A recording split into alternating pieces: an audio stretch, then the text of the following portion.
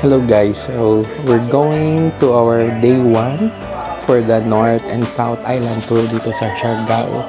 So mag-start kami ng 8 AM until siguro 4 or 5 PM. So let's go at tingnan natin kung ano yung mga pupunta namin. So abangan nyo. So dito kami sa Katangnan Bridge. Hindi na siya kasing tulad ng dati. Pero na siya, nalinis na. So, nandun na sa baba yung mga nagbibenta na ayos na siya ng LGU ng Siargao. So, hindi na siya katulad dati. Pero malinis at maayos tingnan, maliwalas. So, nagpictorial lang kami tapos aalis kami. Maganda daw dito pag hapon, 4 to 5 PM. Ayun.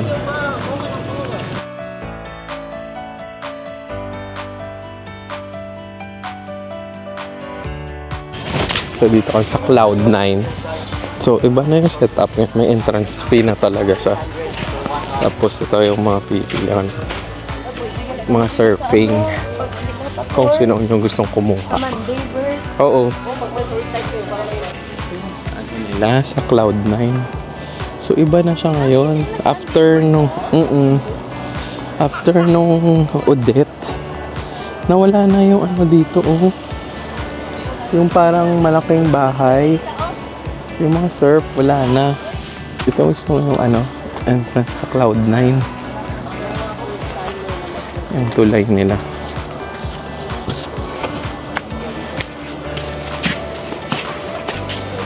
Dati may dito, parang dito na side. May malaking bahay, parang 3 floors. So, after nung Odette, sira lahat. At ito na lang siya. Tapos doon kami nagsisurf dati. Sa left side na to. Tapos dito yung mga professional surfers. Doon sa may malaking bahay. So, dito mismo sa ng Cloud9 yung mga nagsisurf. Yan, pwede naman para mag-surf kahit beginners. May specific spot lang na hindi pwede. Pero dito pwede. Yan. Tapos dati, to eh. 3 floor to. Ngayon, hindi na eh. 1 floor na lang. Kasi nasira nung Odette. Ito yung view dito. Tapos ito. Ito na lang siya. Ayan. So, ayan yung buong ng bridge. So, as you can see, maganda pa rin talaga siya ng Siargao. Tapos, feeling ko mas okay na mas maliit yung structure dito kasi mas kita at saka mas may space. Maliwala siya talaga tingnan when it comes dun sa itsura niya. So, tingnan nyo, oh. Yan, ito ginagawa pa ngayon. Tapos, ito na siya agad. Yung yung parang tulay niya.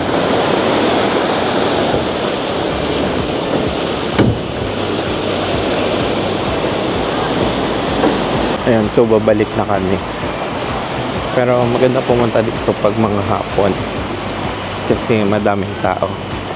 Pero yan, ito na siya yung as of September 2025. Ito yung itsura ng Cloud9. Sige. Ayan. Ito siya kaliwalas.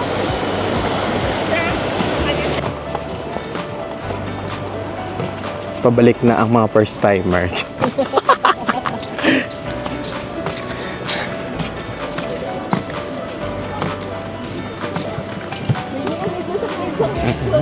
Sakit ko ba? Ay, So, ito yung mga options mo pag mag-surf ka dito. Pili ka lang kung anong brand ng mga surfing instructor. Mas madami na siya ngayon. pili ka na lang dito. So usual na rent is 600 yung surfing lesson, surfboard 200, tapos separate pa yung photographer or videographer mo, at saka yun, yung lahat. So bumili kami ng matcha, strawberry matcha dito sa Cumin Kebabs and Curries. Ito yung price. Strawberry matcha is 250, espresso 180. Pero gusto nyo ng sea salt latte 190 ang hot. 120, 200 yung ice. May sea salt matcha din, oh. Sea salt siya. Okay. Ayan. So yung regular na mga kape, meron din sila.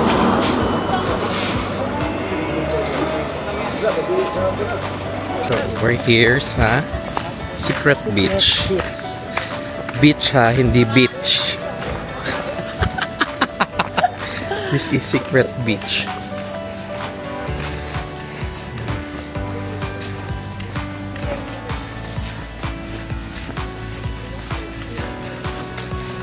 Ay, mag-hi ka sa sa video. Hi guys! Dito lang po yung public para daanan po ang public.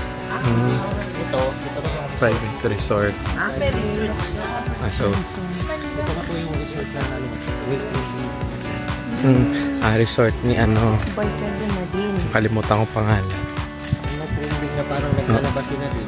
Oo. Doon yun. Resto lang po yan. So dito po, makikita niyo po yung Naked Island dito. Ayun. Ang daming bangka. Maliit siya ngayon kasi high tide.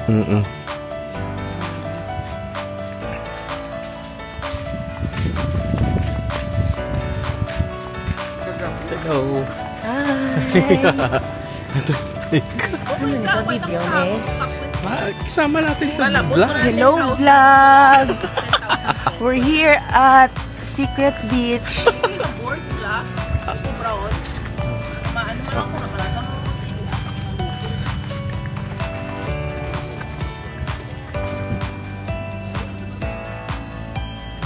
Pwede ka mag-mangrove tour dito pala.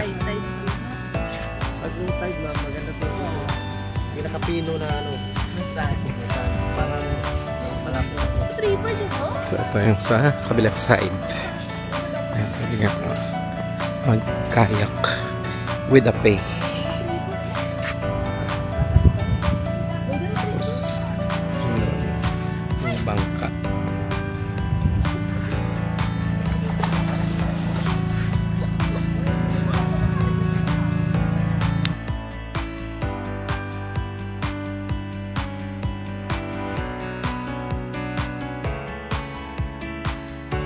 So dito kami sa Mountain View. Ito yung sikat na place, yung mga coconut plantation sa likod. So after ng Odette, tumubo na rin yung mga coconut. So ito. Batanes naman nag-rent. Ito. Nagpa-human drone na kami kanina. Tapos ito na siya yun na yun. So malalaki na yung puno so far. Parang nabalik na ulit yung niya, yung dating itsura. So ang ganda ng weather. Tapos yan, daming turista din, parang hindi masyado. Kaya mag-picture. Ito yun.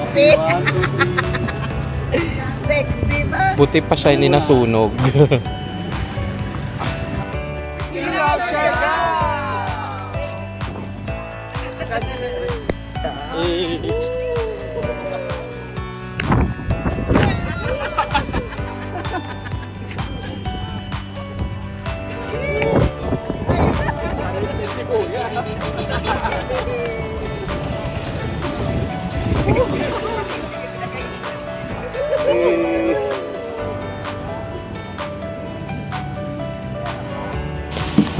Okay, next stop, yung Maasin River. Ito yung Maasin River. So, Tapos bababa kayo dito. Dito yung maliligo, bird mo. Nagkaligo ano daw to? Nakatalon na ako dyan. Doon pa tayo sa baba. Ito. Ayan, pumasok tayo dito sa Maasin River.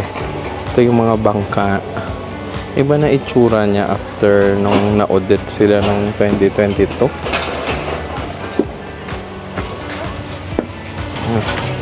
Tapos ito na yung pathway. So ito, yung mga bangka, kung gusto mag-avail, 600 for 3 people.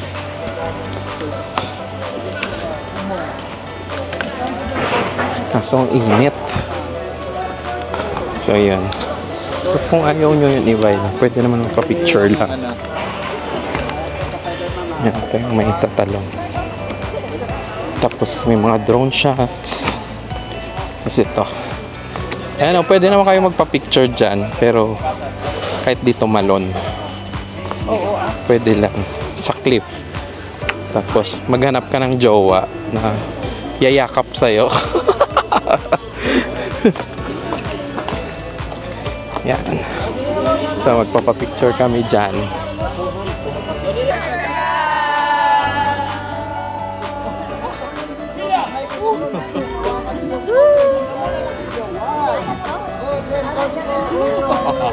Okay.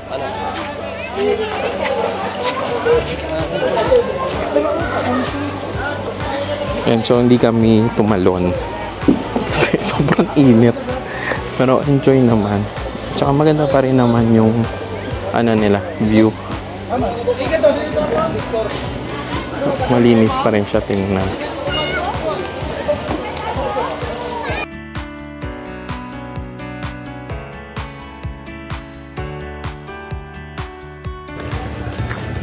Buying souvenirs dito sa ano, sa may magpapakungko. Ito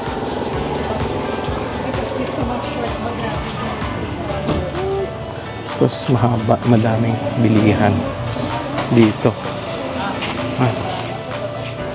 Hanggang dun sa kabila.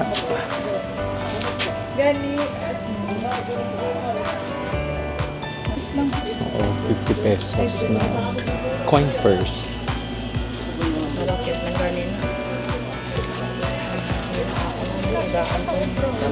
50 pesos.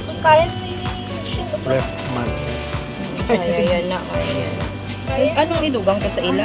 Ng keychain, das magnet pa din. Okay na itong magnet. Gusto mo mag, ano, ng shorts. Oh, madami din dito. Mga pang swimming. So, may iba din na ano, mga bags. Ayan. Tapos t-shirts. Tsaka mga pulseras. Tsaka necklaces. Mga bracelets. Huh?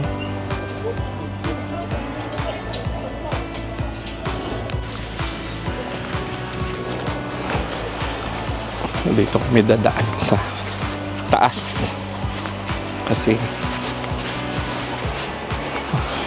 ano yung shorts mababasa, pero ito sa back part na siya, so pagpabalik na lang kami dadaan dito.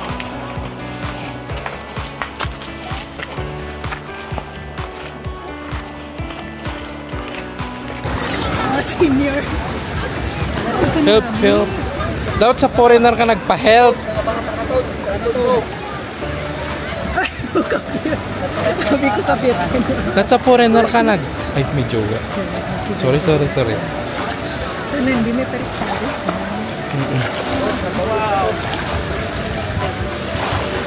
Okay. Ano kami? Medyo low tide. Ayun, so medyo madami yung tao kasi kaka-start pa lang ng low tide niya. So expected talaga na ano, box office yung ano, tao.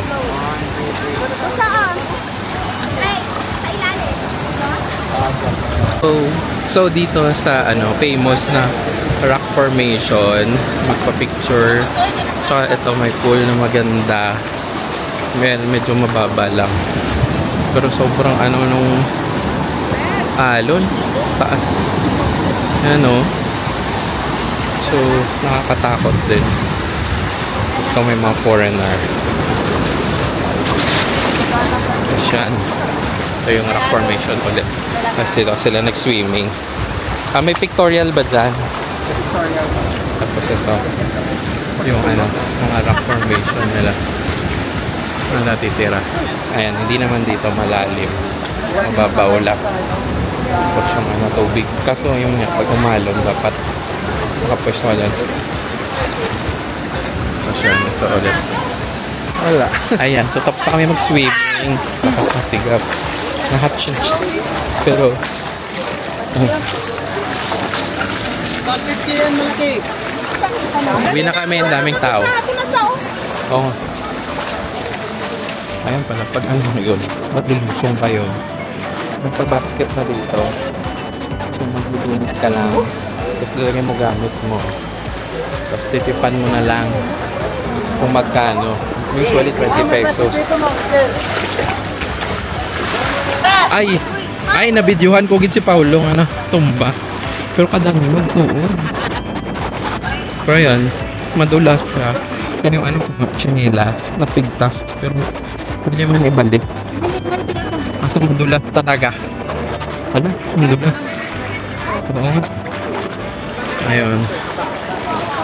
Kasi yun, bababa. Oh! Ayan. Madulas ito. Oo, ang gula.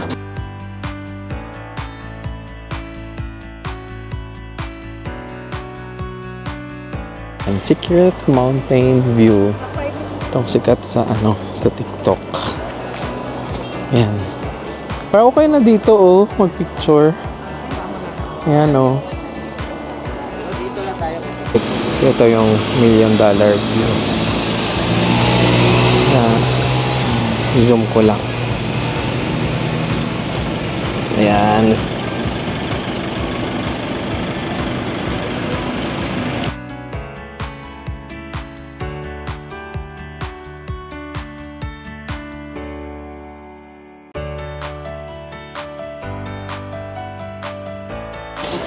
Ayan, ito yung tawag nila sa Little Hawaii na lugar dito. So parang ito yung kanina dun sa $1 million view nasa baba. Pero ito na yung part na yun. So ang ganda at saka ang linis. Tsaka ano, sobrang aliwalas. Pwede ka mag-moment dito.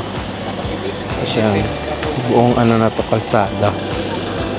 Kasi ano, may mga motor dumadaan dito. Ayan. Pero perfect talaga ang view. Ang ganda. Grabe.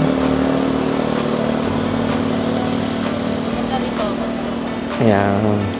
Kaya magandang panahon. Kaya maganda din yung view tingnan. Dito kami sa Alegria Beach. Diba Alegria sa Bisaya is masaya. Alegri. Alegre in Bisaya, masaya. Diba Rem? Alegria. Alegre, diba masaya? Happy. Ayan. White Sand Down Beach. So, ito yung ano, Alegria Beach. Yung beach ng beach. Beach sand.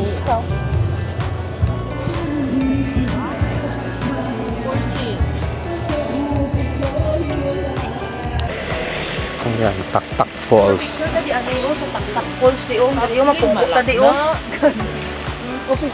Nandun sa loob yung falls.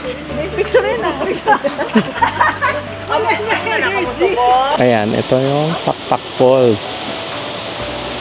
So, 2.7 hectares siya at saka 49 meters above sea level. Tapos ito yung tsura niya. Yan, medyo hindi malinaw do kasi umulan. So, okay lang, hindi naman kami maliligo. Closer view ng Tak-Tak Falls. zoom natin ng konti. Ayan.